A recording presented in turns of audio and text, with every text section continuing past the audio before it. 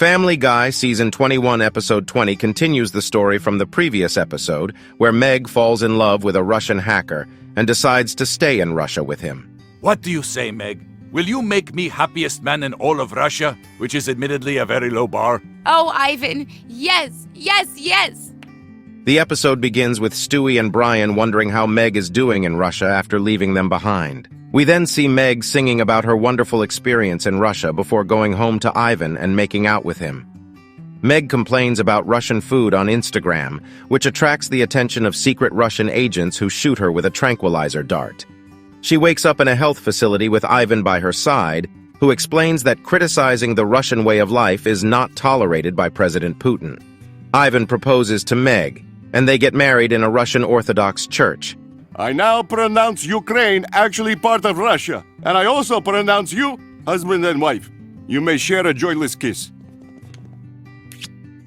However, Meg becomes sad because her family wasn't there to witness the wedding. Ivan suggests they visit Meg's family in the U.S. Meg tries to use her phone to call her family, but she realizes she doesn't have cell service and uses Ivan's phone instead. She goes outside to make the call and overhears Ivan talking to the bartender about using her to get an American green card.